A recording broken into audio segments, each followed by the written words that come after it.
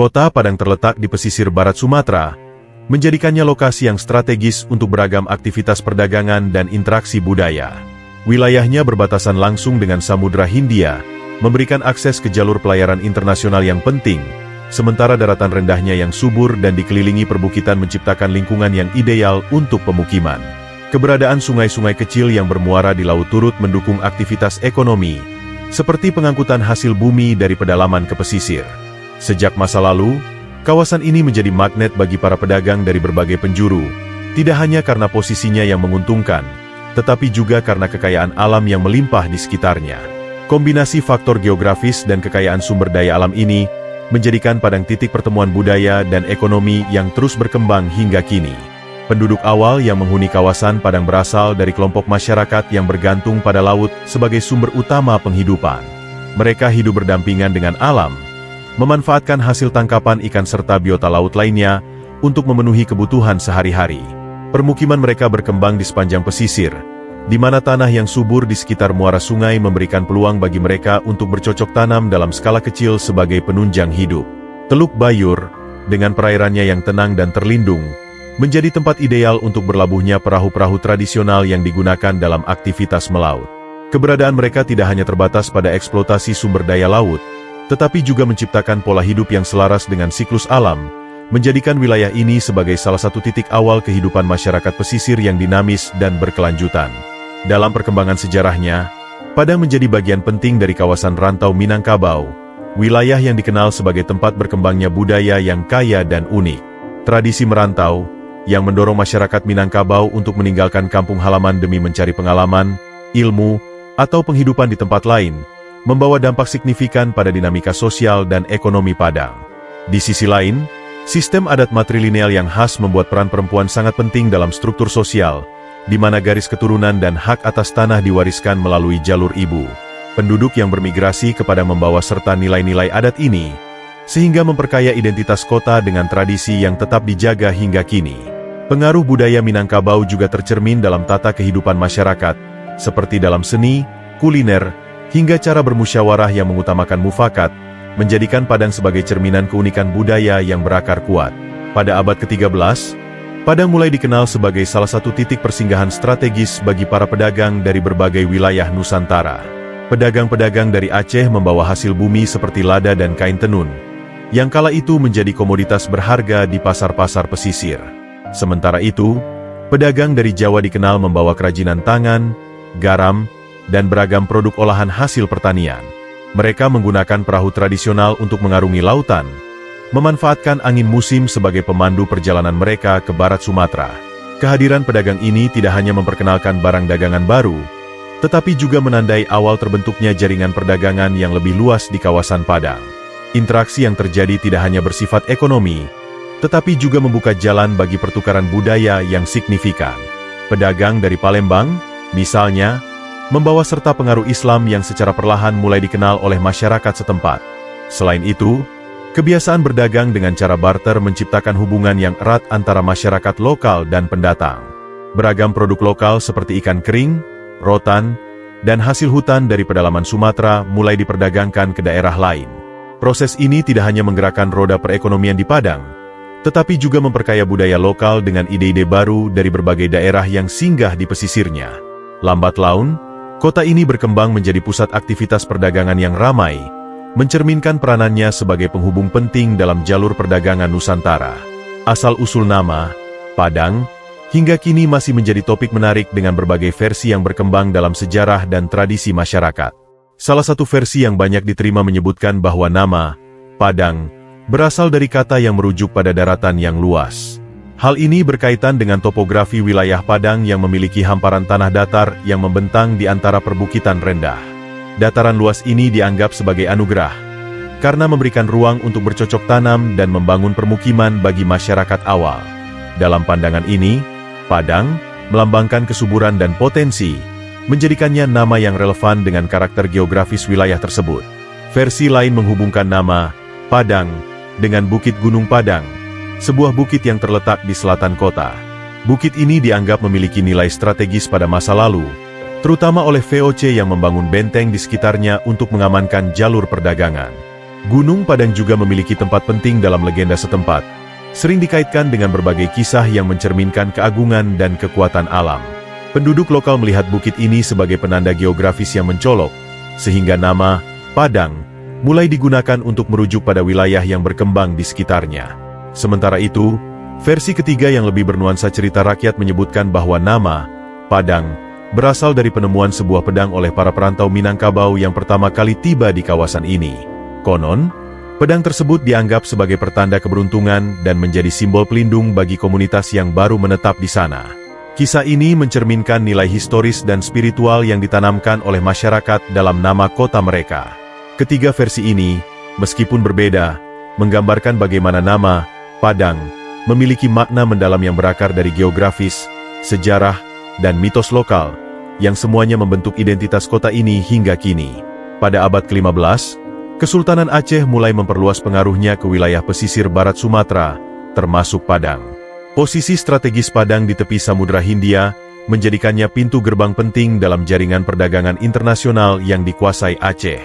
Kesultanan ini dikenal sebagai kekuatan maritim besar di Nusantara, yang menjalin hubungan dagang dengan pedagang dari Timur Tengah, India, dan Asia Tenggara. Dalam konteks tersebut, Padang berfungsi sebagai pelabuhan transit untuk komoditas seperti lada, emas, dan hasil bumi lainnya yang diperdagangkan ke berbagai wilayah.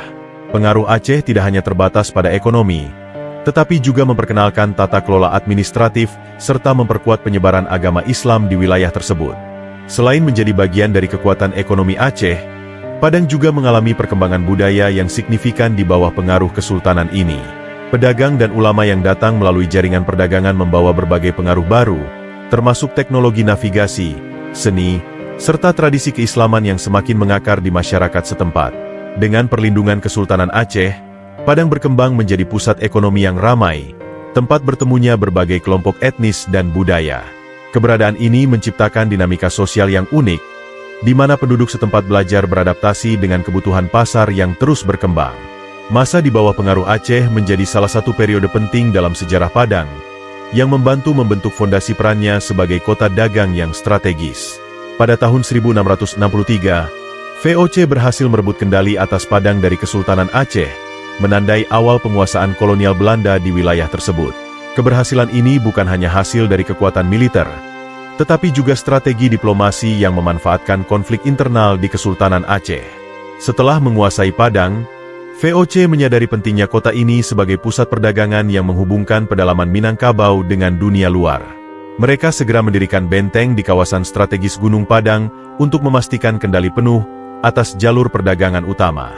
Benteng ini tidak hanya berfungsi sebagai pertahanan militer, tetapi juga sebagai simbol kekuasaan Belanda di pesisir barat Sumatera.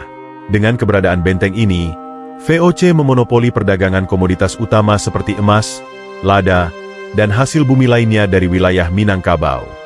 Pedagang lokal dan internasional yang ingin berdagang di Padang harus tunduk pada aturan ketat yang diberlakukan VOC, termasuk pembayaran pajak dan pembatasan jenis barang yang dapat diperdagangkan. Selain itu, benteng ini memungkinkan VOC mengawasi aktivitas penduduk lokal, sehingga meredam potensi pemberontakan. Namun, penguasaan ini juga membawa perubahan besar dalam dinamika sosial dan ekonomi masyarakat setempat. Penduduk mulai menghadapi tekanan dari kebijakan monopoli yang sering merugikan mereka, menciptakan benih-benih perlawanan yang akan berkembang di kemudian hari. Penguasaan VOC atas Padang mencerminkan upaya kolonial untuk mengontrol ekonomi Nusantara melalui dominasi wilayah strategis. Setelah menguasai Padang, VOC menerapkan monopoli ketat atas perdagangan komoditas utama seperti emas, lada, dan hasil bumi lainnya yang dihasilkan dari pedalaman Minangkabau. Kebijakan ini memaksa para petani dan pedagang lokal untuk menjual hasil panen mereka hanya kepada VOC dengan harga yang ditentukan sepihak, yang seringkali jauh di bawah nilai pasar. Akibatnya, masyarakat setempat kehilangan kebebasan ekonomi mereka, dan hubungan dagang tradisional yang sebelumnya menguntungkan banyak pihak menjadi terputus.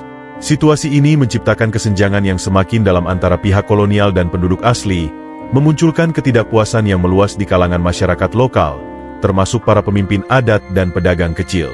Ketidakpuasan terhadap monopoli VOC tidak hanya berkisar pada aspek ekonomi, tetapi juga pada dampaknya terhadap tatanan sosial masyarakat. Kebijakan yang menguntungkan pihak kolonial ini mengancam struktur komunitas lokal, di mana perdagangan telah lama menjadi bagian integral dari kehidupan sosial dan budaya mereka. Dalam merespons ketidakadilan ini, masyarakat lokal mulai mengorganisir perlawanan, baik dalam bentuk sabotase perdagangan maupun serangan terhadap pos-pos kolonial. Para pemimpin lokal di wilayah sekitar Padang berupaya menyatukan kekuatan untuk melawan tekanan VOC, meskipun seringkali harus berhadapan dengan teknologi militer yang lebih maju dan taktik licik dari pihak kolonial. Perlawanan ini tidak hanya mencerminkan perjuangan ekonomi, tetapi juga semangat untuk mempertahankan kedaulatan budaya dan hak mereka atas tanah serta hasil buminya. Pada tahun 1669, masyarakat dari Pauh dan Koto Tangah, dua wilayah penting di sekitar Padang, bangkit melawan dominasi dan monopoli yang diterapkan oleh VOC. Perlawanan ini dipicu oleh ketidakpuasan yang mendalam terhadap kebijakan VOC yang tidak adil, terutama dalam perdagangan hasil bumi seperti lada, emas, dan rempah-rempah. Penduduk lokal merasa hak-hak mereka telah dirampas, dengan harga yang ditekan dan kebebasan berdagang yang dirampas.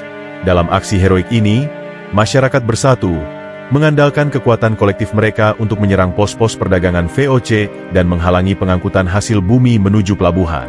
Serangan ini menggambarkan keberanian masyarakat lokal menghadapi kekuatan kolonial yang jauh lebih besar dan terorganisir. Meskipun perlawanan ini pada akhirnya berhasil dipadamkan oleh VOC, peristiwa tersebut menjadi simbol penting perjuangan masyarakat Padang melawan penjajahan. Semangat juang yang ditunjukkan oleh masyarakat Pauh dan Koto Tangah mencerminkan tekad untuk mempertahankan hak atas tanah dan hasil buminya, serta menolak penindasan ekonomi yang dilakukan oleh kekuatan asing. Perlawanan ini juga menginspirasi gerakan-gerakan serupa di wilayah lain di Minangkabau, yang perlahan membangun momentum untuk perjuangan lebih besar di masa mendatang. Dalam sejarah Padang, peristiwa ini tidak hanya dikenang sebagai pertempuran fisik, tetapi juga sebagai pengingat tentang pentingnya persatuan dan keberanian dalam melawan ketidakadilan, menjadikannya tonggak berharga dalam identitas masyarakat lokal. Setelah runtuhnya VOC pada akhir abad ke-18, kontrol atas Padang beralih langsung ke pemerintah kolonial Belanda. Perubahan ini membawa pendekatan administrasi yang lebih terpusat, dengan Padang ditetapkan sebagai salah satu pusat strategis di Sumatera Barat. Belanda mulai memperkuat infrastruktur kota untuk mendukung aktivitas perdagangan yang semakin berkembang. Jalan-jalan baru dibangun untuk menghubungkan pelabuhan dengan wilayah pedalaman, mempermudah pengangkutan hasil bumi seperti kopi, lada, dan emas. Selain itu, Belanda mendirikan kantor-kantor pemerintahan dan fasilitas administrasi yang mempertegas peran Padang sebagai pusat kendali kolonial di wilayah barat Sumatera. Kota ini menjadi jantung aktivitas ekonomi dan politik di kawasan tersebut, menghubungkan Sumatera Barat dengan jaringan perdagangan internasional. Dalam perkembangan berikutnya, Belanda juga memperkenalkan kebijakan ekonomi yang lebih sistematis untuk memaksimalkan potensi sumber daya alam Padang dan sekitarnya. Perkebunan-perkebunan besar mulai dibuka, terutama untuk tanaman ekspor seperti kopi dan karet. Padang bertransformasi menjadi kota perdagangan yang ramai, menarik para pedagang dari berbagai wilayah, termasuk Tionghoa dan India, yang membawa dinamika baru ke dalam kehidupan sosial kota. Namun, keberhasilan ekonomi ini seringkali dicapai dengan eksploitasi tenaga kerja lokal, yang bekerja di bawah sistem kerja paksa atau upah rendah. Meskipun demikian, periode ini menandai awal modernisasi kota, dengan pengaruh kolonial yang tidak hanya membentuk struktur fisik kota, tetapi juga tatanan sosial dan ekonomi yang bertahan hingga era berikutnya. Pelabuhan Teluk Bayur, yang terletak di pesisir barat Padang, mengalami perkembangan pesat sebagai salah satu pelabuhan utama di Nusantara pada masa kolonial. Letaknya yang strategis di jalur perdagangan internasional menjadikannya pintu gerbang ekspor berbagai komoditas unggulan dari Sumatera Barat, seperti emas, kopi, teh, dan rempah-rempah. Infrastruktur pelabuhan ini ditingkatkan untuk mendukung volume perdagangan yang terus bertambah, termasuk pembangunan dermaga yang lebih besar dan gudang penyimpanan untuk komoditas ekspor. Kapal-kapal dagang dari berbagai negara berlabuh di Teluk Bayur, membawa barang dagangan serta budaya asing yang memperkaya dinamika sosial kota Padang. Aktivitas ekspor yang berkembang ini menciptakan kemakmuran tidak hanya bagi para pedagang besar, tetapi juga membuka peluang ekonomi bagi masyarakat setempat. Selain perannya dalam perdagangan, Teluk Bayur juga menjadi simbol kemajuan kota Padang dalam bidang transportasi dan logistik. Pelabuhan ini memungkinkan hasil bumi dari pedalaman Sumatera Barat, seperti kopi dari dataran tinggi Minangkabau dan emas dari tambang-tambang tradisional, mencapai pasar internasional dengan efisien. Peran pelabuhan ini turut memperkuat posisi Padang sebagai pusat perdagangan dan ekonomi di pantai barat Sumatera. Namun, Di balik kemakmuran yang dihasilkan, tidak dapat diabaikan bahwa pengelolaan pelabuhan dan kontrol atas perdagangan seringkali berada di tangan kolonial, yang mengambil sebagian besar keuntungan dari ekspor tersebut. Meskipun demikian, Teluk Bayur tetap menjadi kebanggaan masyarakat Padang hingga kini, mencerminkan peran historisnya sebagai motor penggerak ekonomi regional. Pada awal abad ke-19, tepatnya selama periode Perang Napoleonik, Inggris mengambil alih Padang sebagai bagian dari upaya mereka untuk menguasai wilayah-wilayah penting di Asia Tenggara yang sebelumnya dikuasai oleh Belanda. Inggris, yang saat itu terlibat dalam persaingan global dengan Prancis, melihat Padang dan kawasan Sumatera Barat sebagai lokasi strategis untuk mengamankan jalur perdagangan rempah-rempah dan sumber daya alam yang melimpah. Selama periode penguasaan Inggris, sejumlah kebijakan ekonomi dan administrasi baru diterapkan, termasuk perbaikan infrastruktur dan pengembangan perkebunan, dengan tujuan untuk mengoptimalkan potensi ekonomi kawasan ini. Meskipun Inggris tidak banyak mengubah struktur sosial masyarakat Padang, mereka mulai memperkenalkan sistem kolonial yang lebih terorganisir, serta memperkuat hubungan perdagangan dengan India dan wilayah Asia lainnya. Namun, setelah Napoleon jatuh dan kekuatan Inggris di Asia mulai mengalami perubahan, kekuasaan atas Padang akhirnya dikembalikan kepada Belanda melalui perjanjian yang ditandatangani pada tahun 1814. Kembalinya Belanda membawa serta pengaruh kolonial yang lebih kuat, dengan kontrol yang lebih ketat atas perekonomian dan sumber daya alam. Meskipun demikian, masa pemerintahan Inggris memberi dampak yang cukup besar pada perkembangan Padang, terutama dalam hal pengelolaan perkebunan dan administrasi, yang kemudian dijadikan landasan oleh Belanda untuk melanjutkan dominasi mereka. Masa singkat Inggris menguasai Padang menjadi bagian dari sejarah yang menarik, di mana kebijakan mereka meninggalkan jejak, namun akhirnya digantikan oleh struktur kolonial Belanda yang lebih mapan dan berpengaruh hingga akhir abad ke-19. Pada abad ke-19, Padang mulai berkembang menjadi salah satu pusat pendidikan penting di Sumatera Barat, berkat kebijakan pemerintah kolonial Belanda yang mendirikan berbagai sekolah untuk mencetak generasi yang terdidik dan mampu mendukung kebutuhan administrasi kolonial. Sekolah-sekolah tersebut awalnya lebih fokus pada pelatihan teknis dan keahlian yang dibutuhkan untuk mendukung ekonomi kolonial, seperti di bidang pertanian, perdagangan, dan administrasi. Di samping itu, pendidikan dasar dan menengah juga diperkenalkan bagi anak-anak pribumi yang dianggap layak untuk memperoleh pendidikan formal. Melalui lembaga-lembaga pendidikan ini, Belanda berharap dapat menciptakan kelas menengah yang setia pada pemerintah kolonial dan mampu berfungsi dalam sistem birokrasi yang semakin berkembang. Namun, meskipun tujuan awalnya adalah untuk mendidik kalangan tertentu, pendidikan ini juga membuka peluang bagi beberapa individu dari kalangan lokal untuk meraih pengetahuan yang lebih luas, yang nantinya akan berperan dalam pergerakan menuju kemerdekaan.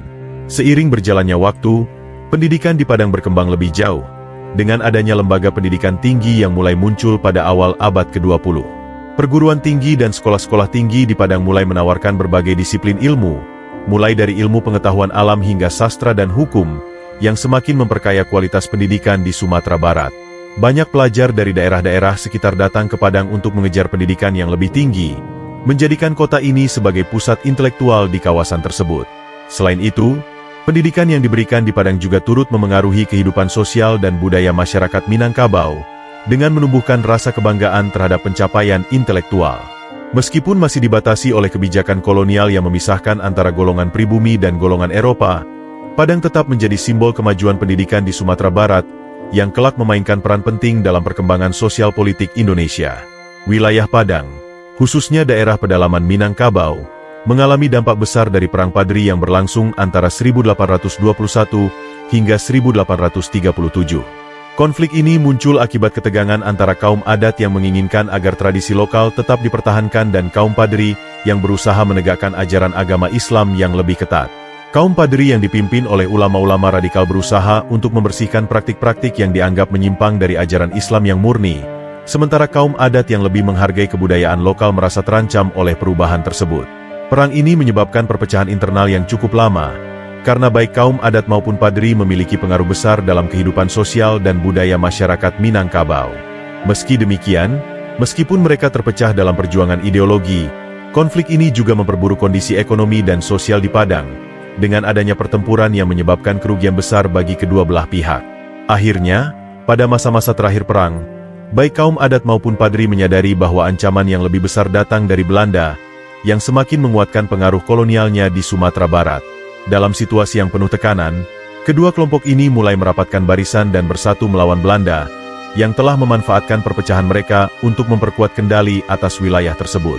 Meski perlawanan ini tidak berlangsung lama dan akhirnya dapat dipadamkan oleh pasukan Belanda, kesatuan yang terbentuk antara kaum adat dan padri selama perang menjadi simbol perjuangan bersama untuk mempertahankan kedaulatan dan kebebasan dari penjajahan.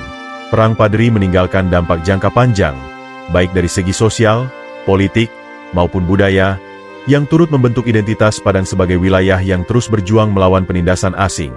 Pada awal abad ke-20, Belanda mulai membangun infrastruktur transportasi yang lebih modern di Padang untuk mendukung kelancaran perdagangan dan mempercepat distribusi hasil bumi dari pedalaman Minangkabau ke pelabuhan Teluk Bayur.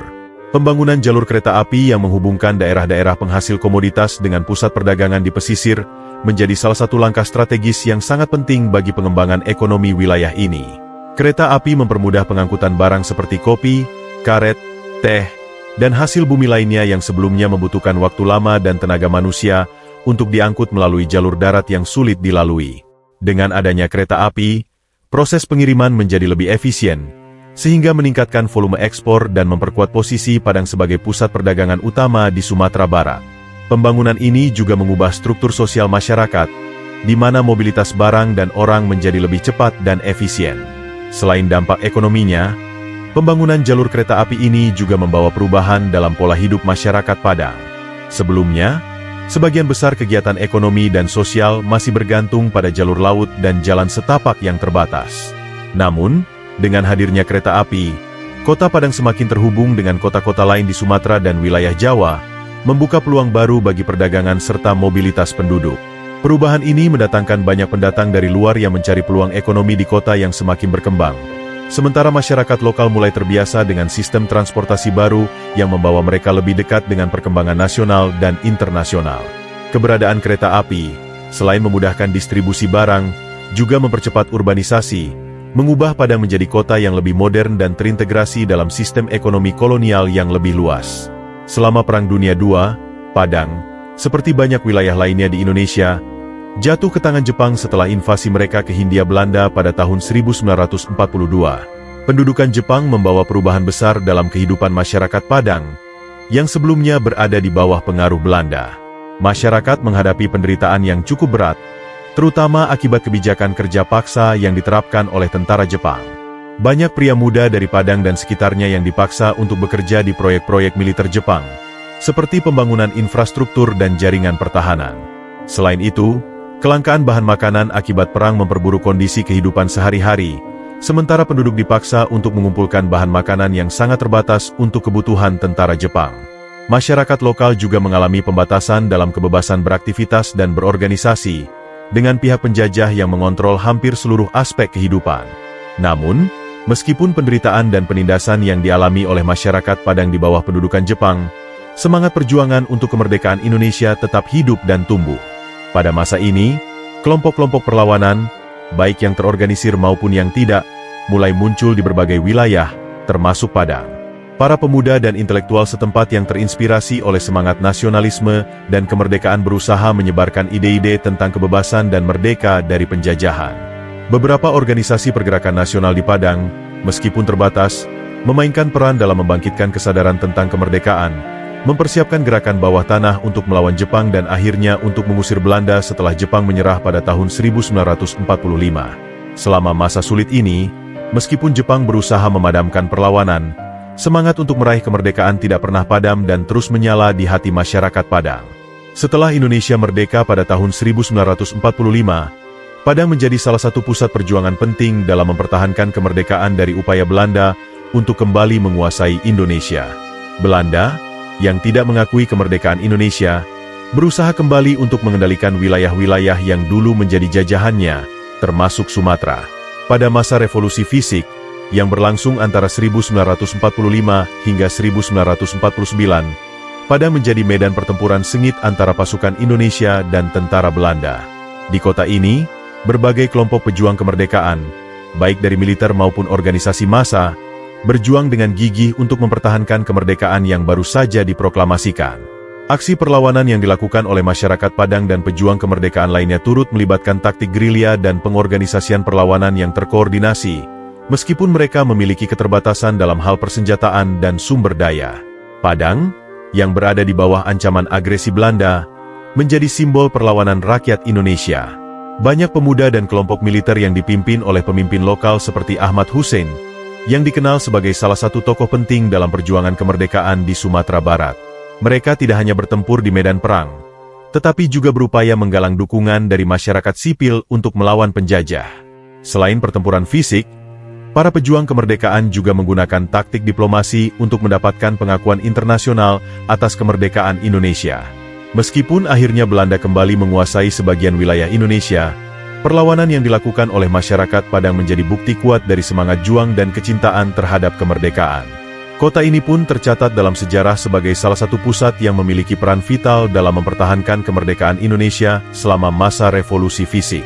Setelah Indonesia merdeka, Padang mengalami transformasi signifikan, beralih dari kota yang dulunya terjajah menjadi pusat modernisasi di Sumatera Barat. Salah satu sektor yang berkembang pesat adalah pariwisata, di mana Padang mulai memanfaatkan kekayaan budaya Minangkabau dan keindahan alam sekitarnya sebagai daya tarik utama. Kebudayaan Minangkabau, dengan arsitektur rumah gadangnya yang khas, tari-tarian tradisional, serta masakan yang terkenal, seperti rendang dan sate Padang, menjadi simbol identitas yang diperkenalkan kepada dunia luar. Selain itu, Padang yang terletak di tepi Samudra Hindia, dikelilingi oleh pegunungan dan pantai yang indah, juga menawarkan potensi wisata alam yang luar biasa, seperti Bukit Tinggi, Pantai Air Manis, dan Pulau Pagang. Seiring dengan perkembangan ini, fasilitas pariwisata seperti hotel, restoran, dan tempat hiburan mulai dibangun, menjadikan Padang sebagai destinasi yang semakin populer di kalangan wisatawan domestik maupun internasional. Pembangunan sektor pariwisata ini turut membawa dampak positif pada perekonomian dan pengembangan infrastruktur kota. Seiring dengan meningkatnya jumlah pengunjung, baik untuk tujuan wisata budaya maupun alam, Padang menjadi semakin terhubung dengan kota-kota besar lainnya melalui jalur transportasi yang lebih baik, seperti Bandara Internasional Minangkabau yang memudahkan akses masuk ke kota ini. Di sisi lain, perkembangan pariwisata juga mendorong pelestarian budaya Minangkabau yang kental, dengan adanya festival budaya, pameran seni, dan kegiatan-kegiatan yang mempromosikan tradisi lokal. Masyarakat Padang semakin terbuka terhadap perubahan dan kemajuan, namun tetap mempertahankan warisan budaya yang telah ada. Dengan pariwisata sebagai salah satu pilar ekonomi, Padang tidak hanya berkembang sebagai kota modern tetapi juga terus memelihara kekayaan budaya dan alamnya, menjadikannya kota yang unik dan menarik dalam konteks global. Padang, sebagai ibu kota Provinsi Sumatera Barat, telah lama dikenal sebagai pusat pendidikan dan perkembangan seni budaya Minangkabau. Kota ini memiliki berbagai lembaga pendidikan yang tidak hanya mencetak generasi terdidik di bidang akademis, tetapi juga berperan dalam melestarikan dan mengembangkan tradisi budaya Minangkabau yang kaya.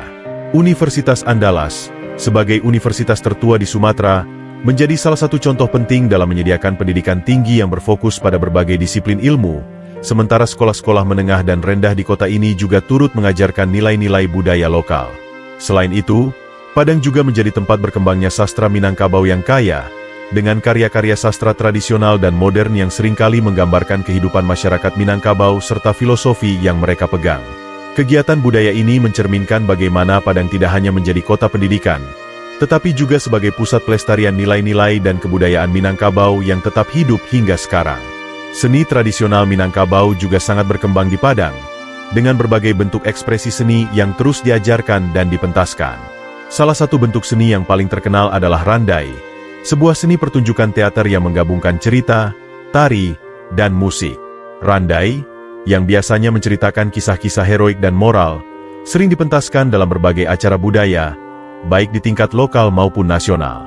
Selain randai, Padang juga dikenal dengan tari-tariannya yang memukau, seperti tari piring dan tari indang, yang seringkali dibawakan dalam perayaan adat atau festival budaya. Pertunjukan seni ini tidak hanya menghibur, tetapi juga mengandung nilai-nilai moral dan sosial yang penting bagi masyarakat. Melalui seni dan budaya, Padang terus mempertahankan warisan leluhur Minangkabau, sekaligus memperkenalkan kekayaan budaya ini ke dunia luar, menjadikannya sebagai kota yang tak hanya terkenal akan pendidikan, tetapi juga sebagai pusat seni yang mengedepankan kreativitas dan tradisi. Di abad ke-21, Padang berkembang pesat menjadi sebuah kota metropolitan yang memadukan elemen modernitas dengan kekayaan tradisi yang ada. Sebagai pusat ekonomi dan pendidikan di Sumatera Barat, Padang mengalami urbanisasi yang cepat, dengan berkembangnya pusat perbelanjaan, gedung perkantoran, serta fasilitas modern lainnya yang memenuhi kebutuhan masyarakat kota besar. Infrastruktur kota yang terus diperbarui, seperti pembangunan jalan raya yang lebih lebar, sistem transportasi yang lebih efisien, serta peningkatan fasilitas kesehatan dan pendidikan, menjadikan Padang sebagai kota yang semakin terhubung dengan dunia global.